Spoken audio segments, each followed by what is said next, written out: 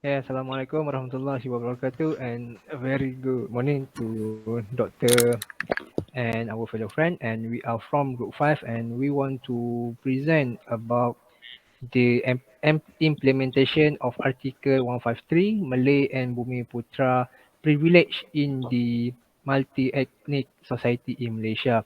And as we realize, almost every year, the issue of the Malay and Bumiputera privilege being played by some community or some politician in order to gain their vote to win the election. And many of us might not be aware of the Article 153. And so today we will go deeper on the topic of Article 153 for us to understand so that we can understand what happened and what the content of the Article 153. And I would like to invite my group to give an explanation about this article. And first of all, and the introduction will be passed to the Khairi. Okay, next slide. Okay, I will present for the part introduction. The first, I will explain about the meaning Article 153 of the Malaysia Constitution. Okay, Article 153 is a provision on the guarantee of the special position of the Malay and the native, namely native of Sabah and Sarawak, as well as the legitimate interests of other race who are Malaysian citizens. They are groups. Sorry for the okay. Second, I will present. I will explain about parties opposing Article 153 for the first group and second group. Okay, there are groups that use the term Malaysia race as a political slogan to challenge the position of Article 153 of the Federal Constitution, perhaps due to a lack of understanding of the history of the homeland and the provision of the Federal Constitution. Today, there are two groups opposing group. The first group is those who cannot accept the term Malaysian as a race at all because, according to them, the term removed the special position of the Malay and the indigenous people. Okay, for the second group, uh, are those who challenge Article 153 because they stand that there should no longer be racial discrimination in Malaysia. Okay, in fact, Article 153 imposed an obligation on the Yang di-Pertuan Agong to protect not only the Malay and Indigenous special status but also the legitimate interests of other races as Malaysian citizens. Article 153 is significant from a historical perspective since the Malay rulers committed to the Malays in the 1948 State Agreement in terms of education, economic growth, social welfare, and participation in government service. That's all from me for introduction. I will pass to next presenter. Okay, thank you. Thank you, Khairi.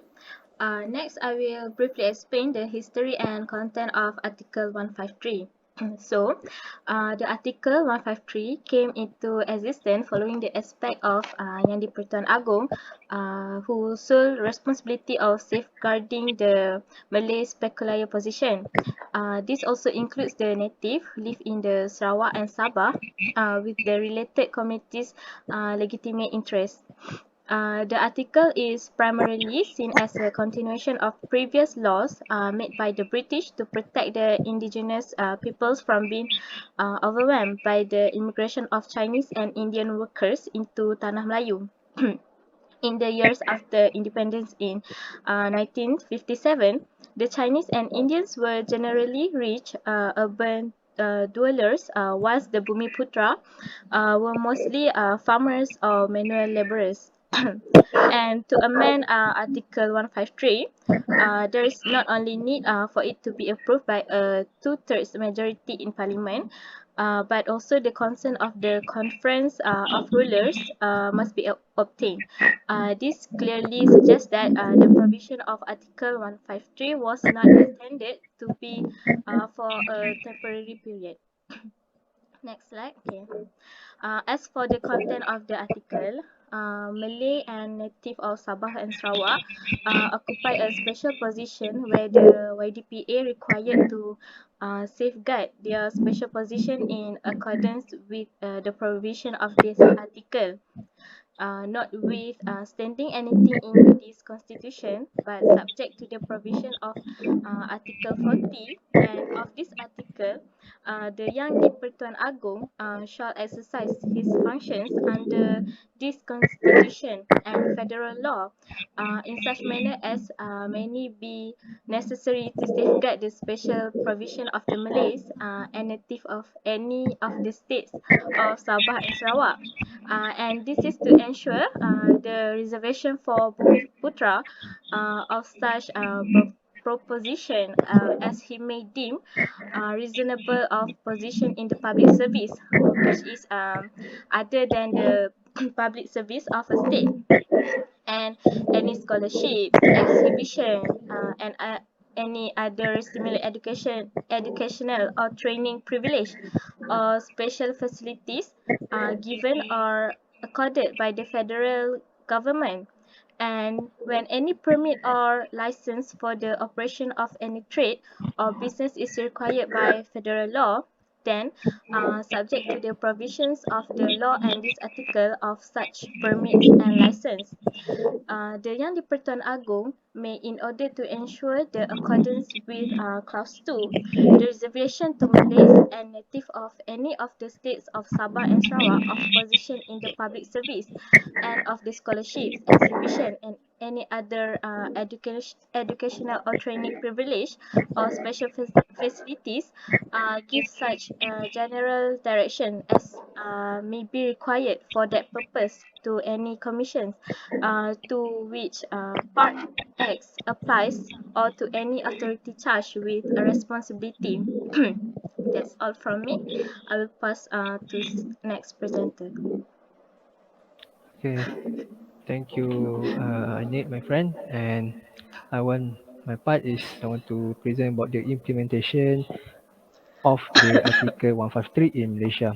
And the first point is the acceptance of a new generation, because as we know that this topic is important to discuss because it is often polemized by some communities and in Malaysia, and this is because Malays in the constitution particular are involved in a special position of the Malay, and it's often raised by various parties starting from the drafting of the constitution to the present days.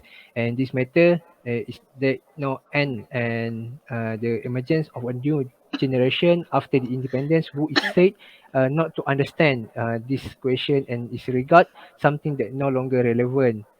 And some non-Malays who consider this position specialty of Malays is something associated with citizenship and is given to those who immigrate at that time. And the second one is the rights of others races are not being ignored. And what goes smoothly in the process of the Article 153 is the process of citizenship through the principles of jus soli, and the condition of the Article 153 is most Malay and Bumiputera privilege, but the others races are not being ignored because the purpose is to ensure the Bumiputera progress, and they cannot be blamed because they always agreed in the old days. And the third one is the criticism on the article. And third one is criticism in the article and the position and implementation of Malay privilege in the constitution. The definition has never been silent from criticism And the question, because the Malay ethnic feel this the element of tradition make the existing system undemocratic. And the question and polemics about the tradition often raised, and for the new generation, they must understand the Article 153, and it's already implemented in our constitution. And that was my part, and I want to pass to the next presenter. Okay, hi, my name is Nur Fatiliana. I will explain about the benefit and advantage of Article 153. With the implementation of Article 153, which is on the privilege of the Malays and Bumiputras of Sabah and Sarawak provided in the Malaysian Constitution, there are also benefit and advantage that can be obtained. Article 153 focuses on two, which is in terms of economic achievement and education. During the process of the drafting constitution, several proposals were accepted and agreed upon. An example is that the Malay relate the condition of citizenship for non-Malay and must recognize the special, and non-Malay should recognize the special position of the Malays. Among the privileged position of the Malays are position in the civil service, scholarship and education, as well as being business and other special facilities. Consequently, the practice of hiring civil servants in Malaysia is in accordance with the ratio of 1 uh, which is for every non-Malay taken into the Federal Civil Service. For more places are reserved for Malay and Bumiputera.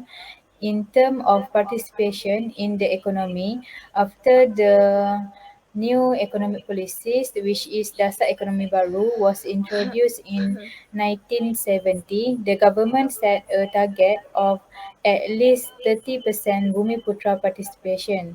This amount is set by the ruling government in the name of the Yang di-Pertuan Agong, as the executive power of the government rests with the cabinet. Meanwhile, under Article 153 uh, 8A, the Constitution at the Yang di-Pertuan Agong may direct the authorities of universities, college or educational foundation that provide post SPM, CJ Pelajaran Malaysia Education to prescribe a number of places for Malay and Sabah and Sarawak Bumiputera. This restriction is now better known as the admission quota to public higher education institution, which is the common practice is 55% place for Malays and Bumiputras and 45% is to non-Malay. However, Article 153 also stipulates that the legitimate rights of other races are also guaranteed and are under the care of the Yang di-Pertuan Agong. The meaning is that in implementing the legal provision of other races also cannot be set aside or confiscated. This provision is clearly contained under Article 153(9). Nothing in this article shall empower Parliament to restrict business or trade solely to enable the Malay and Bumiputera of any of the state of Sabah and Sarawak. This provision clearly prevents any form of discrimination against non-Malay. This is because in order to avoid unfair discrimination against non-Malay, this is important not only in terms of social justice but also in terms of interracial relation and political stability. For the economic aspect, Article 153 has helped to lift the Malay out of poverty and improve them in terms of economy and education. This is because in 1970, the poverty level of the Malay reached up to 64.8%. This shows that the income gap is widening between ethnicity. The state where the majority of the Malays are poor in on the east coast. Apart from that, the ownership of national wealth for the Malay in the year was only 2.4%. Furthermore, from the population census for the year, it was found that 49.3% of all families in Peninsular Malaysia receive income below the poverty line. Of the total of all poor families, 66 are in rural area and 14 in urban area. Poverty is the main reason for dissatisfaction among the people. Okay, next the dasar ekonomi baru was introduced. Belum tu. The Dasar Ekonomi Baru, or known as the DEB, was introduced in 1971. The main goal of these policies was to create national unity by reducing economic, social, cultural settlement and so on. Among the implementation of Dasar Ekonomi Baru is to eradicate poverty. Efforts have been made to solve socio-economic problems and development projects have been designed to create employment opportunities for all unemployed people, increase productivity and income, provide opportunity for the relocation of people working in low productivity sector to a more lucrative sector, reduce the income gap between the races between the urban and rural areas and between regions, modernize rural life, create Bumiputera enterprise and trade group, create an employment environment that reflect the racial composition in Malaysia, improve the standard and quality of life of the people through education, training, health, infrastructure, facility and others. Okay, next.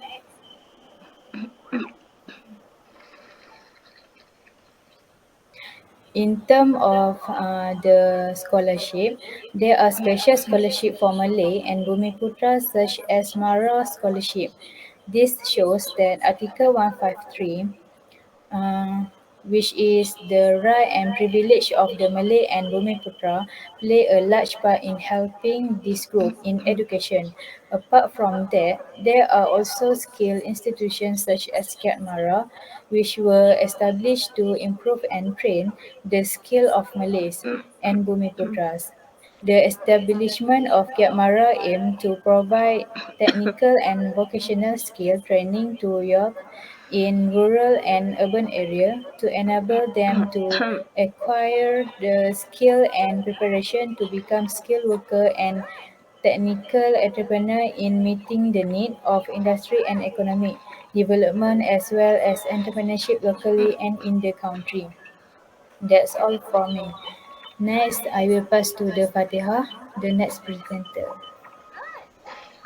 Okay, thank you, Fatiniana. So I will speak challenges implementation of Article 153. Something that is common in a country with a multiracial society will be difficult to reach a consensus. This is due to large differences in cultural background, language, and belief. However, there are concerns and obstacles to maintaining Article 153 nowadays. Nowadays, other races begin to dispute Article 153. Article 153 is an arrangement that ensures value between races, not equity between races. Next, politics in defending the Malay plan. They are pluralized with different belief systems. Moreover, rallies that tried to dilute the Malay plan while the next rallies brought an extreme Malay understanding. Next slide, please.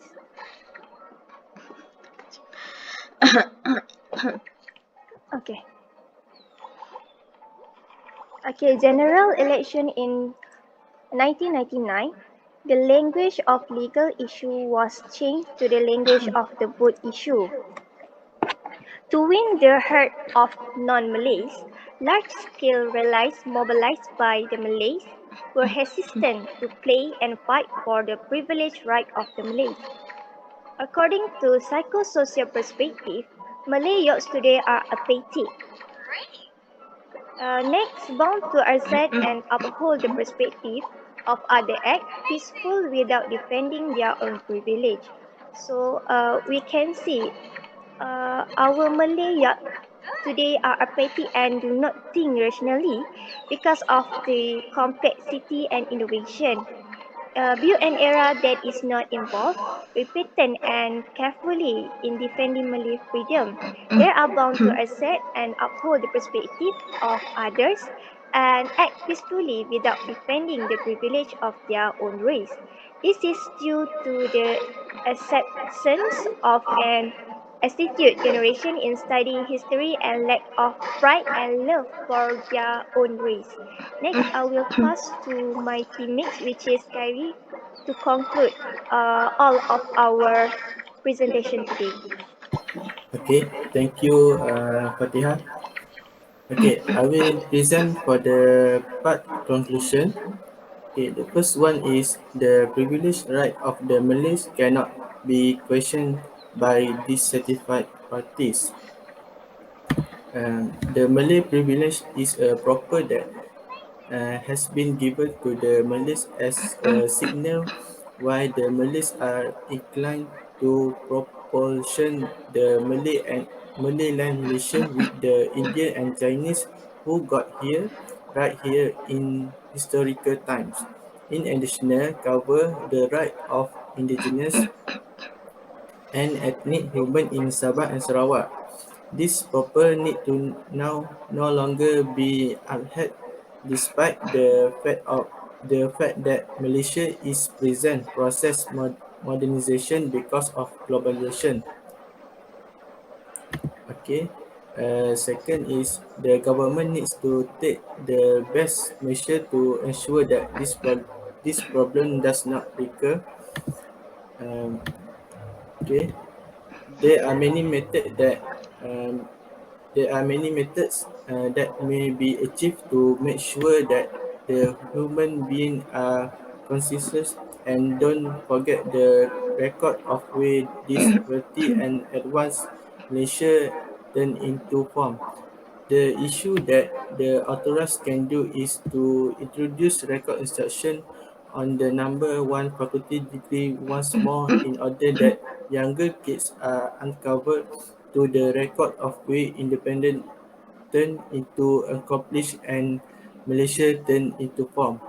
To a few quantities is going to domestic the hobby of those infant to higher respect the independence we have.